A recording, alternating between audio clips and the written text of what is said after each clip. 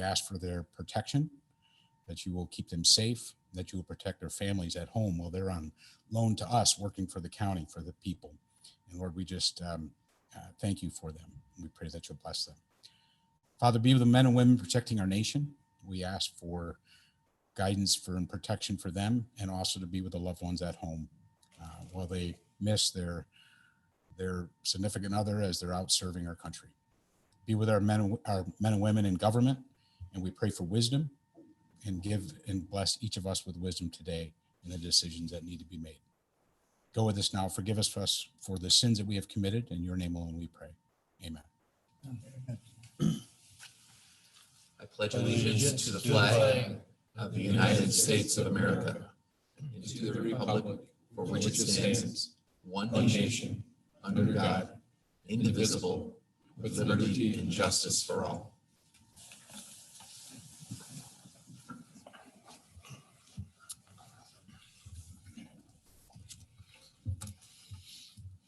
Mr. Roebuck, would you call the roll, please? Yes, sir. Mr. Garcia. Here. Mr. Bauman. Here. Here. Here. Mr. Holtbluer. Here. Mr. DeYoung. Here. Mr. Kyers. Here. Mr. Bergman. Here. And Mr. Fensky. Here. Mr. Chair, we have a quorum. Thank you. Presentation of petitions and communications. Next thing on our agenda is public comment. For those members of the public in the audience who want to make a public comment, please come up to the microphone, state your name and address. You have 3 minutes to make your comments. For those members of the public who want to make a public comment via Zoom, please use the raise your hand feature on Zoom to let us know that you want to speak. The county will acknowledge each speaker in the order in which they raise their hands. When you are asked to speak, we will unmute you. Please state your name and address. You have 3 minutes to speak. Please note that the public comment portion of this meeting is meant for you to address the Board of Commissioners with any comments, issues, concerns, or opinions that you may have. It is not meant to be a back and forth dialogue or a question and answer session. Thank you. So do we have someone from the public who would like to speak at this time?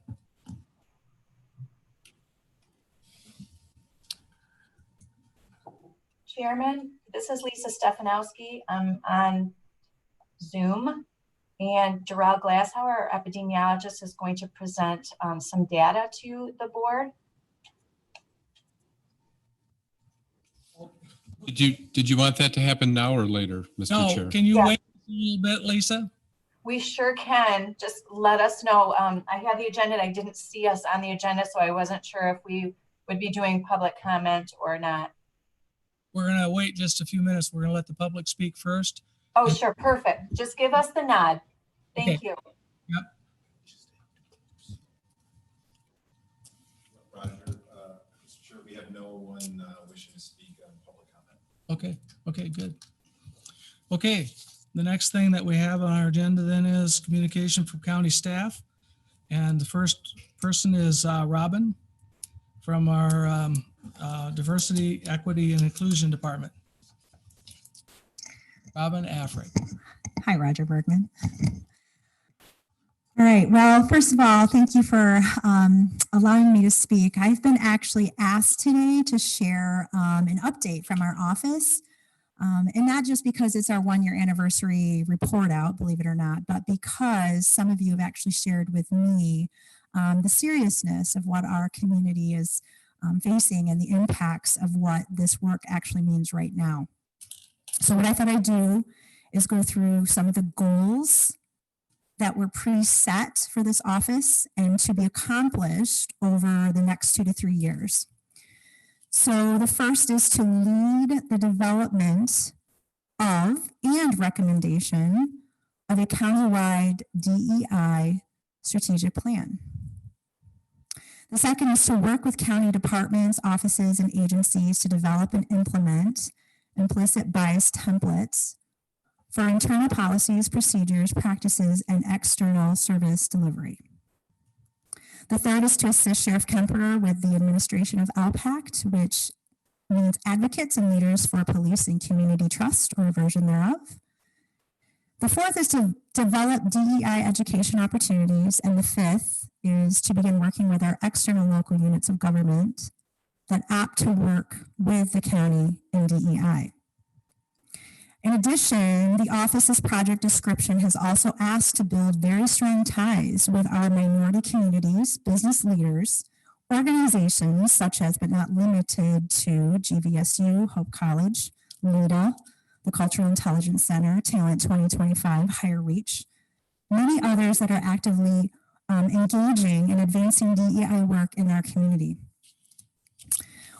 To date, in the first 6 months prior to COVID, the DEI strategy is successfully being executed in phase 1.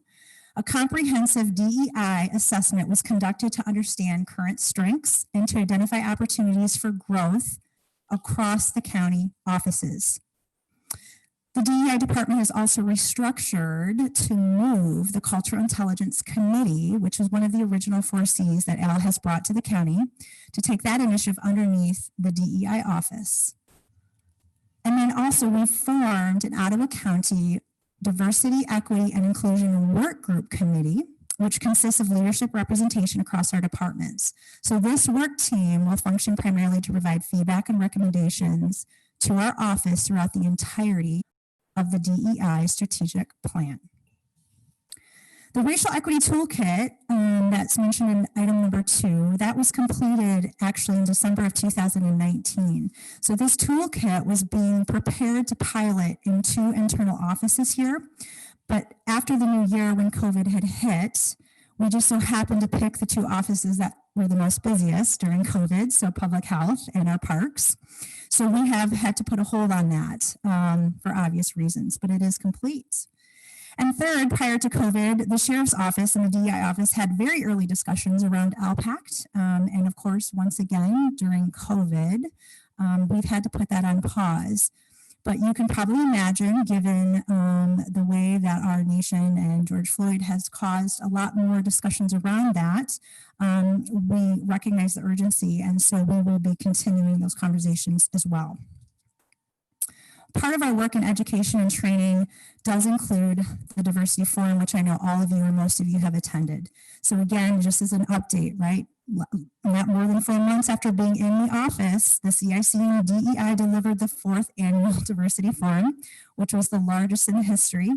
It had a 72% increase in attendance, over 191 new participants, and 300 total individuals attending. And the wonderful thing about that is the results showed a favorable 95% of those attending increasing their knowledge and their interest and sense of responsibility toward this work after going to the diversity forum.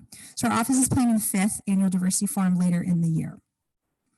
Last but not least, we are working with our local municipalities and units of government. And right now that's happening case by case, given obviously COVID. But as we continue to really get our implicit bias tool rolled out, we want to be able to platform that quickly. So that's something that our office will be working on. We have 6 to probably 8 more projects that our office is involved with. I won't go into great detail now, but I want to thank you for your partnership, especially in this last couple months. It's been intense, I think, as all of you know. I want to make sure that you have access to the information and find out ways that you can continue partnering, especially as you're leading in these spaces. So thank you. Thanks, Robin. Lisa, are you there? You're up. We are. I'm going to invite Jarrell to come up to the chair here and speak to you about some COVID-19 data today. So thank you for having us. I'll reiterate that. Thank you, board, for having us today. My name is Jarrell Glasshauer. I'm the senior epidemiologist here with Ottawa County. I'm going to talk briefly today about some of the data that we've been working on. We've got a lot of good news and positive information to share. Could someone, I'm going to share my screen, and I just want to make sure that you all can see it. Chairman Bergman, will you let me know if you can see a screen with some graphs on it? Yes. Very Yes. good. Okay. I'm actually going to bring up our website here so y'all can see it. One moment, please. Okay. In Ottawa County, we maintain a dashboard that has a lot of the data that we've been collecting for COVID-19, and it's been a great way to keep the community updated and help answer lots of questions that policymakers as well as residents have about what's going on with COVID-19 in our community. Hopefully you've all had a chance to view this beforehand or have been keeping an eye on it. Here in Ottawa County, we have seen a run-up of cases that peaked in mid-May. And since then, we've seen a nice decline over time. We at Public Health have been really excited about this decline and hope that it continues. But we're also keenly aware that there is always the possibility of more cases. And that's why we want to continue to share the message that social distancing and disease control measures are important for slowing the spread of COVID-19. In addition to what we put out on the public dashboard, we also share information with our courts and other policymakers internally, doing a deeper dive into the data and the trends, just because there's some organizations that rely on certain gates and metrics in order to make decisions about how and when to reopen. So I just wanted to share some of that information today. We keep track of basically two things. One is the total number of cases that come in each day. And as you can see on the screen here, we have 2 periods of time. These are 2-week windows, May 25 to June 7 and June 8 to June 21 of the number of cases per day. What we do is we take a 7-day rolling average and just assess if there's been a decline for that period of time. And I'm just happy to report that from May 25 to June 7, cases were significantly decreasing. So this is a statistically significant decrease. And then over the past 2 weeks, cases that have come in each day, the 7-day rolling average is flat. So we're not seeing an uptrend and we're not seeing a downtrend. So overall, this is really good news. Cases declined 2 weeks ago, and in the last 2 weeks, they've remained level and flat at about 5 cases today on average. And then we also take a hard look at positivity. So this is the proportion of tests that are coming back positive. We use the same windows of time to look for trends. So this is about a month ago, starting on May 24 through June 6. Again, we see positivity significantly decreasing. So this is a statistically significant trend, down from about 9% to about 3%. And if we look at the most recent 2 weeks, again, positivity is significantly decreasing. So these are some of the main metrics that we pay very close attention to in public health. And we also keep track of this information on our dashboard. If you're interested, you can check it out on our test results. Positivity is displayed here. It's not displaying very well right now, but one thing I wanted to show everyone is that the number of tests that are being done in Ottawa County each week, usually between 2,000 and 3,000 tests a week. So this is a relatively high number of tests compared to early in the pandemic, and I hope to continue to see this this level of testing because it makes our positivity more reliable. The last thing that we're paying close attention to, in addition to cases and positivity, is if our community has the capacity to take an increase in number of cases. So is there enough beds in our local hospitals? Is there enough ICU beds? And do we have enough ventilators in order to meet any potential need? And the answer to that, again, is yes. Only about half of our inpatient beds are full right now. ICU bed occupancy is also about 25%, and only a minority of those ICU beds are actually filled with COVID-19 patients. And as far as mechanical ventilator use, most of our mechanical ventilators are available for use if we get a surge of COVID-19 patients. So to summarize, all of our gating criteria and metrics looks like they're moving in a positive direction. And in addition to that, if we were to get any kind of surge in cases, it looks like our healthcare partners would have capacity in order to meet that need. And so that kind of sums up COVID-19 trends in our county. Thank you, Darrell. Hold on just a minute. Let's see if there's any questions for you. Commissioners, any questions for Darrell? Yeah. Yes. Just a couple of quick questions, Lisa or Darrell. Just the total coverage 769. What is the national kind of thinking? Are those 769 now immune, or is there any sort of immunity once you've kind of getting past that recovered stage going forward? So of those 769 that are recovered, that's usually just a surveillance definition, but you ask a really good question. I think I'm understanding it appropriately, which is, does someone get immunity and how much and how long? And if that's the question, there's still a lot of research that's being done. We don't have a hard answer on that right now. We're learning more and more every day. People do develop antibodies against COVID-19 that are detectable for a period of time. We just don't know if that confers long-lasting immunity. And I think that the best thing we can do is just pay attention to some of the research that's coming out. And hopefully that will develop into policy and guidance in the coming weeks and months. And then just a second question, quick. When we go to cases by ethnicity, Hispanic is 40.5, when we know in Ottawa County they're about 7%. What is the kind of the larger thinking about that? Why do we see such a high case rate in the Hispanic community? I can speak to some of the rationale, and then maybe Lisa can talk about how we're responding to that. We have a little tab on our website that talks about case comparisons, and one of them is by ethnicity. And you bring up a really good and important part of the work that we do in public health, which is identifying these disparities, we call them. So only about 10% of our population in Ottawa County is Hispanic or Latino, but over 40% of our cases are Hispanic or Latino. So this is just identifying a big difference in the proportion of cases compared to what we'd expect.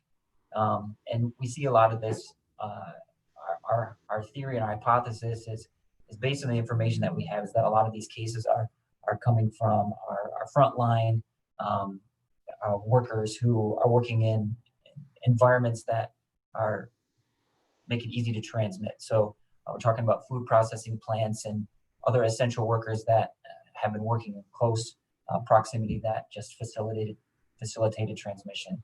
And we see that a lot of our Hispanic and Latino residents, many of them do work in places like food processing plants and manufacturing that may have initially put them at slightly higher risk. And so that's one of the theories for why we're seeing this disparity. Another theory too, we know that there are cultural differences. We have many of our Hispanic families who live with multi-generations in their living facility, which of course that means maybe a few more people and more transmission. We also have to own a little bit that early on, we started to see this increase in the number of Hispanic cases, and we identified very quickly that we needed to communicate to that population better and faster, and we needed to find out the ways in which they receive information. And so we've been making a lot of effort to connect with the Hispanic community, Hispanic leaders within the community. Hopefully you've seen, we have translated every single bit of information that we put out into Spanish.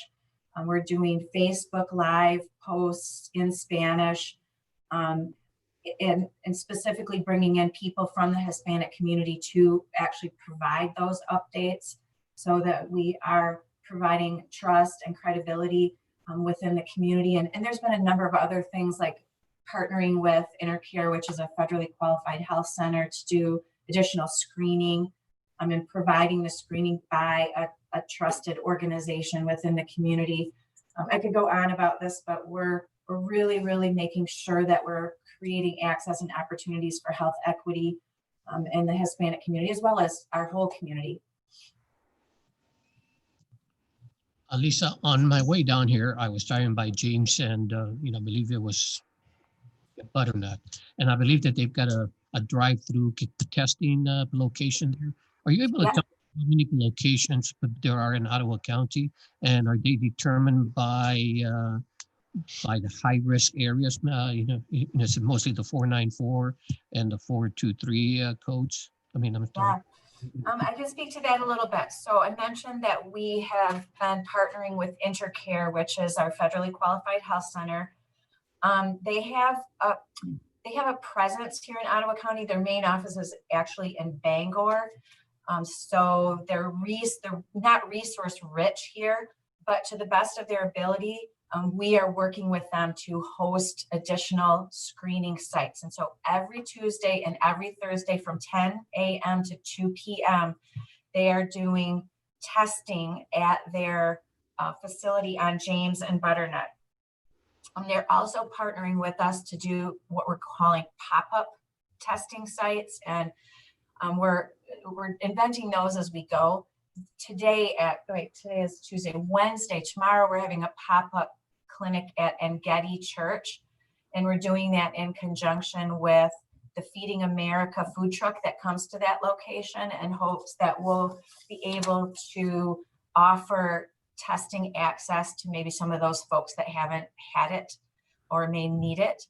We're also doing a clinic next week with InterCare at a camp. We'll be testing a lot of their camp employees. And we'll continue this. I can certainly make sure that you are all aware of those testing sites as we schedule them with InterCare. These free? Did I get your question answered? Yes, yes. Are these Okay. do you need to qualify by age or by economic? Yeah. The hope of the InterCare clinic is to be able to serve an uninsured or underinsured population. But they're not turning anybody away based on ability or non-ability to pay. They still will have to meet some criteria, like they've been exposed to someone who has COVID, they have symptoms, they work outside of the home. So it's a pretty wide spectrum of criteria. And, we haven't heard that anybody's been turned away. On the Tuesday and Thursday clinic, they're targeting about 50 tests per clinic.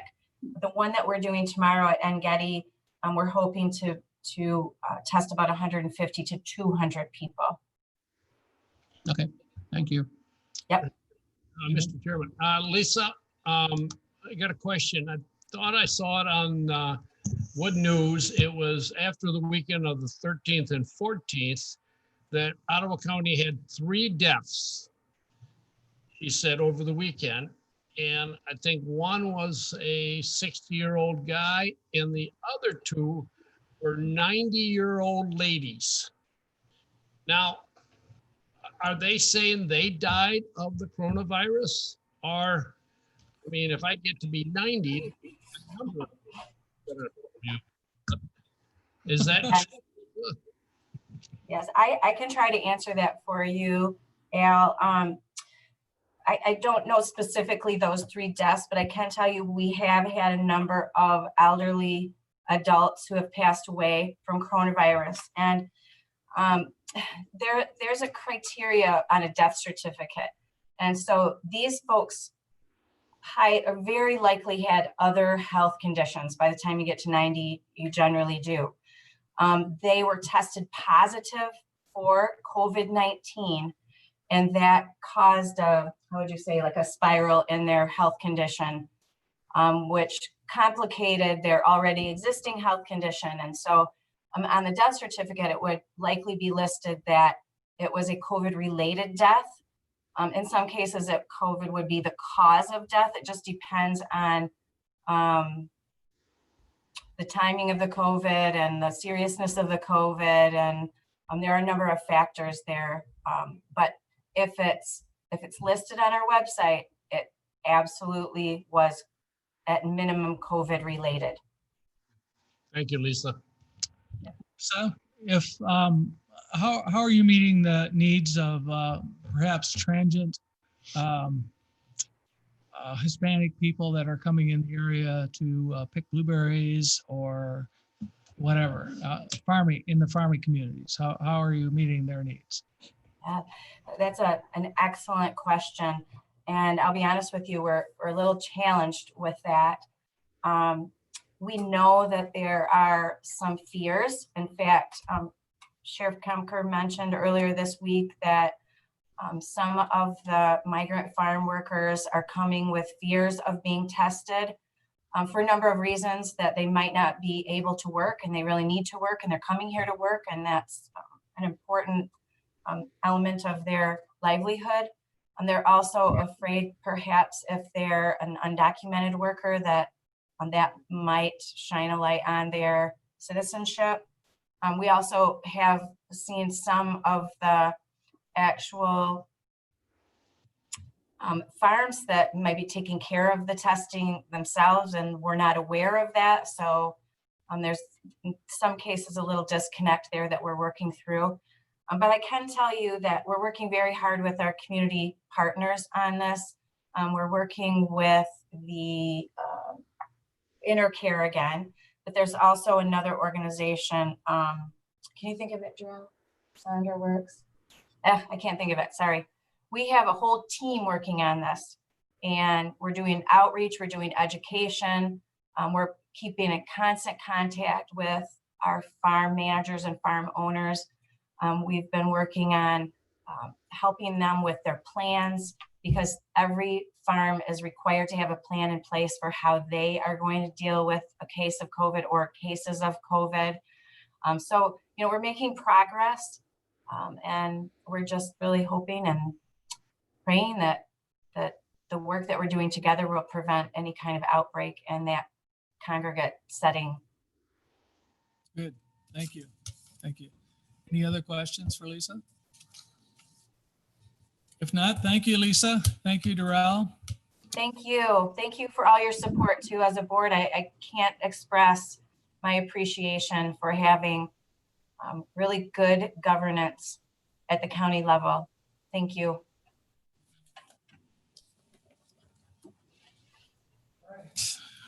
Next thing on the agenda is approval of the agenda. Can I get a motion, please? So moved. Moved and supported. Comments or questions? Is there anything added to the agenda today? We do have one item, trail easement donation. Okay. And that will be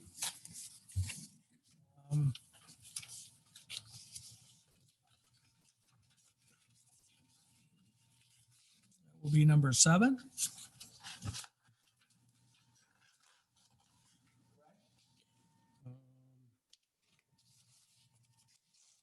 Yes. Yes.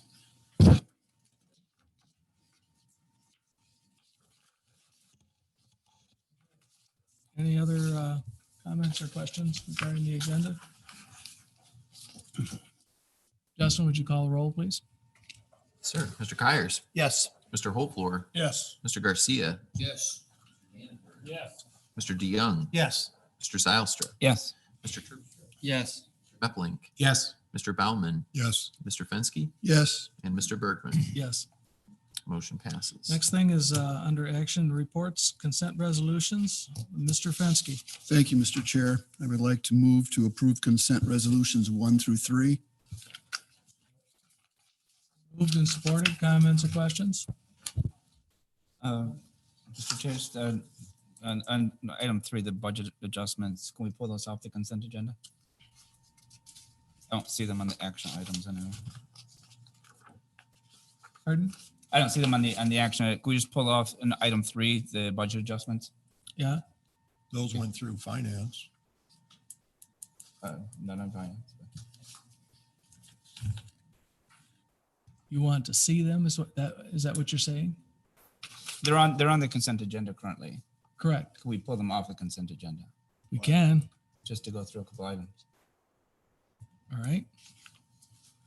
Do we need a second to pull them off or not? You just I don't think so? know. I don't believe so. No. Think so. Okay. We can pull them off. Okay. So we have 1 and 2 consent resolutions, 1 and 2. And we'll move item 3 under action items. It'll be 1A. Actually, it'll be 4A because it goes under finance. Oh. So we've got 1 and 2 under the consent items, resolutions. Would you call the roll, please? Yes, sir. Mr. Garcia, Yes. Mr. Fensky, Yes. Mr. Zylstra, Yes. Mr. Dannenberg, Yes. Mr. Terpstra, Yes. Mr. Meplink, Yes. Mr. Holflor, Yes. Mr. Baumann, Yes. Mr. Kyers, Yes. Mr. DeYoung, Yes. and Mr. Bergman. Yes. Motion passes. Next thing on the agenda is from Policy and Planning. Mr. DeYoung, please. Thank you, Mr. Chairman. Regarding the mileage policy, I move to approve the revised mileage policy. This is the first reading. Support. Been moved and supported. Comments or questions? Mr. Chair, just as a point of order, you will need to go back and approve the bills that were pulled off the consent agenda. Because I think you voted on just, those were pulled off, correct? We They were voted on added. 1 and 2. So then you would go to 3 as a separate item. Okay, They're added to the Before- action items okay. at the. I put it Oh, as you're an dropping action it item. down to the, okay, all right, all right. I put it as Okay, 4A. very good. Okay, so mileage policy. Any comments or questions? Now will you call the roll, please, Justin? Sir, Mr. Dannenberg, Yes. Mr. Baumann, Yes. Mr. Fensky, Yes. Mr. Meppelink, Yes. Mr. Terpstra, Yes. Mr. Garcia, Yes. Mr. DeYoung, Yes. Mr. Holtvluwer, Yes. Mr. Zylstra. Yes. Mr. Kyers. Yes. And Mr. Bergman. Yes. Motion passes. Next is the Stearns Bayou Connected Road Commission TAP agreement. And I move to authorize the board chairperson and clerk register to sign the agreement and cost estimate from the Ottawa County Road Commission for the Stearns Bayou segment of the Grand River Idema Explorers Trail. Supported. So moved and supported. Comments or questions? Justin, would you call the roll, please? Yes. Mr. Holtvluwer, Yes. Mr. Meppelink, Yes. Mr. Terpstra, Yes. Mr. Garcia, Yes. Mr. Zylstra, Yes. Yes. Mr. Dannenberg, Yes. Mr. DeYoung, Yes. Mr. Baumann, Yes. and Mr. Bergman. Yes. Motion passes. And our next motion is the Bend Area Purchase Agreement. I move to approve and authorize the board chairperson and clerk register to sign an agreement for the sale and purchase of real estate with the Boynton Land Company, Nathan D. Boynton, also known as Nathan D. Boynton and Rivertown Airport LLC, for the purchase of 62 acres in Georgetown Township at a price of $447,670 as part of the Bend Area acquisition, with funding provided by the Michigan Natural Resources Trust Fund grant and the Parks and Recreation budget, and authorize the Parks and Recreation Director to sign the documents required for this transaction. Supported. It's been moved and supported. Comments or questions? Justin, would you call the roll, please? Sir, Mr. Fensky, Yes. Mr. Zylstra, Yes. Mr. Kyers, Yes. Mr. Garcia, Yes. Mr. Holtvluwer, Yes. Mr. Baumann, Yes.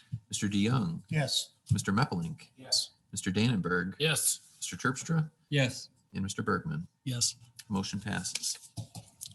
From Finance and Administration, 4A would be 2020 budget adjustments. Mr. Baumann. Thank you, Mr. Chairman. Regarding the 2020 summer apportionment report, I make a motion to approve the 2020 summer. Wait a minute, apportionment we've got- report. I was going to do 4 and then I'll do 4A. Okay. Sorry. Go ahead. Support. It's been moved and supported. Comments or questions? Justin, would you call the roll, please? Sir, Mr. Zylstra, Yes. Mr. Fensky, Yes. Mr. Baumann, Yes. Mr. Kyers, Yes. Mr. Garcia, Yes. Mr. Meppelink, Yes. Mr. Dannenberg, Yes. Mr. DeYoung, Yes. Mr. Holtvluwer, Yes. Mr. Terpstra, Yes. and Mr. Bergman. Yes. Motion passes. Regarding the 2020 budget adjustments, I make a motion to approve the 2020 budget adjustments per the attached schedule. Support.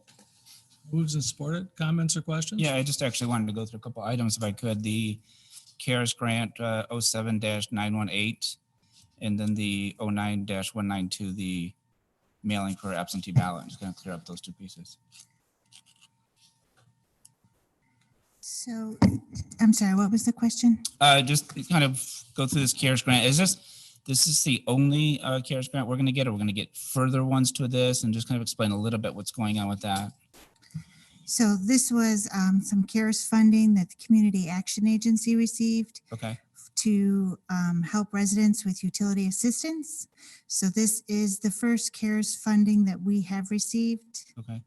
and I think we talked offline about this, but we're going to get additional grants on this one or any specific other ones we just don't know yet. We do not know yet, for Okay. sure. Okay, and that is kind of depending on Lansing or, Yes, I believe there is some discussion about additional CARES funding okay. to counties and communities, but we do not have the information. So it's not like yet. Ottawa County is being set aside for $2 million and we're spending it as we go through. They're saying this is for this specific purpose and you may or may not get any funds in the future. Correct. Okay. Thank you. Is that the only other question? Yeah, and just I guess the Justin and I had talked about the absentee ballot, and that was also a CARES grant as well, right? Or do I not have it So, correct? the state is reimbursing Okay, any municipality in Michigan who independently mailed applications to vote outside of the secretary's mailing, and that is correct. It's being funded under the CARES Act grant to the state of Michigan for election administration. right. So I'm not familiar with the previous piece that Karen was just speaking of, but I know that those dollars are allocated through the CARES grant. There was a lot of comments as to why Lansing is, doing this when there's forecast a huge deficit. But this, just to kind of clarify, and I think you and I talked about that it's not coming from Lansing, it's coming from the CARES grant itself. Absolutely. Okay, great. Thank you. I appreciate that. And my apologies, I did not realize that funding was CARES. Okay, all right, thank you.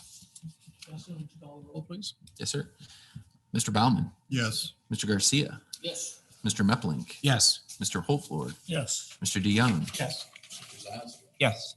Terpstra, Yes. Mr. Kyers, Yes. Mr. Dannenberg, Yes. Mr. Fensky, Yes. and Mr. Bergman. Motion passes. The agreement for IT services with Polkton Township, I make a motion to approve and authorize the board chairperson and clerk register to sign the agreement for information technology services between Ottawa County and Polkton Township. Support. Been moved and supported. Comments or questions? Justin, would you call the roll, please? Mr. Terpstra, Yes. Mr. Holflord, Yes. Mr. Zylstra, Yes. Mr. Kyers, Yes. Mr. DeYoung, Yes. Mr. Meplink, Yes. Mr. Baumann, Yes. Mr. Fensky, Yes. Mr. Dannenberg, Yes. Mr. Garcia, Yes. and Mr. Bergman. Yes. Motion passes. Regarding the general obligation limited tax bond series 2020, I make a motion to approve and authorize the board chairperson and clerk register to sign the resolution authorizing issuance of not to exceed 850,000 general obligation limited tax bonds, series 2020 for marina improvements. Been moved and supported. Comments or questions? Justin, would you call the roll, please? Mr. Kyers, Yes. Mr. Holflord, Yes. Mr. Garcia, Yes. Mr. Dannenberg, Yes. Mr. DeYoung, Yes. Mr. Zylstra, Yes. Mr. Terpstra, Yes. Mr. Meplink, Yes. Mr. Baumann, Yes. Mr. Fensky, Yes. and Mr. Bergman. Yes. And passes. Mr. Chairman, did you want me to do the? I'm going to trail ask easement Phil to or- do it. Okay. This comes from Parks. Yes, thank you, Roger. I'd like to make a motion to approve and authorize the board chairperson and clerk to sign the agreement for donation of easement from the William S. Bolton Trust for the construction of a portion of the Item Explorers Trail at the corner of Taylor and 12th Avenue in Georgetown Township. Supported. Been moved and supported. Comments or questions? Justin, would you call the roll, please? Mr. Garcia, Yes. Mr. Fensky, Mr. Zylstra, Yes. Mr. Dannenberg, Yes. Mr. Terpstra, Yes. Yes. Mr. Holflord, Yes. Mr. Baumann, Yes. Mr. Kyers, Yes. Mr. DeYoung, Yes. and Mr. Bergman. Motion passes. Appointments, there are none. Discussion items, none. Report of the county administrator. Yes, just a few items for you today. We have, Robin and I, just before the meeting started, and the sheriff and a couple others hosted a brown bag luncheon over Zoom. It's the third one we've done since COVID started. We had, I think, over 90 in attendance. And the topic was the George Floyd situation and some of the aftermath of that and kind of the impacts on on our society and our county and those kinds of things. So it was had some very good questions submitted, and it was a very good session. As you all know, we reopened our buildings to people doing walk-in for walk-in access to services. We did continue to provide most services online during COVID, and we didn't know what to expect, and we weren't overwhelmed. Kind of a steady stream in the sheriff's office for a few things, and the clerk, I think, had some initial activity that's kind of wound down a little bit. But everything opened up very well. We've had a good experience with that. Some employees continue to work from home. Obviously, if somebody has a compromised immune system, we have a few employees that are in remission for cancer and that type of thing. They'll continue to work from home. But overall, I'm very pleased with how things have gone. I did attend a memorial service for David Van Ginhoven, who is our Parks Board Chair, Parks Commission Chair, who died recently of cancer. It was really a lot of people showed up. As you know, we worked with Dave in a whole number of areas. I worked with Dave in a whole number of areas. He worked with Allendale Township, kind of managed a bunch of projects for them. Also was the chair of the Macatawa Area Coordinating Council, and of course our own Parks Commission, and just a fantastic individual. And it was great to see him remembered. He actually planned his own service. And yeah, Phil was there too. He had everything written out, everything. It was really cool. Yeah, so it was kind of neat. COVID, during the COVID period, I'll send out some stats, but you allowed us to extend a number of new training opportunities for employees who were home. I mean, we had over 1,800 individual training sessions. I mean, we had about 111 different training opportunities that people took us up on. Pine Rest, who for the last 3 years or so has been our EAP contract agency, actually put out 11 trainings, and over 555 employees took advantage of those. And many of those dealt with COVID and stress and that type of thing. So, as we hoped that people would be able to fill in the gaps about maybe not having a completely full workday with training, I think it succeeded beyond our wildest expectations. Lastly, we do have 2 administrative interns for the summer. They haven't been around much because of COVID, but Kaylor Sweeney's been working more from home, and he'll be in, I think, tomorrow for the first time in several months. And Ian Risinga started this week. So many of you will remember Roger Risinga. This is Roger's grandson. And he'll be working as raise your hand, Ian, where is he? All right, back there against the wall. He will be working as an intern until August when he returns to school. So that's it for today. All right. General information, comments, and meetings attended. Mr. Chair. Commissioners? Yeah, I did it. I was able to attend the brown bag, and I really appreciated it. I thought Sheriff Gemker and Robin represented your office as well. It's a difficult time for all of us here in the county, especially your 2 departments. I just wanted to let you know that whatever we can do as a board to support your work, both in the Sheriff's Department and the DI office, please reach out to us.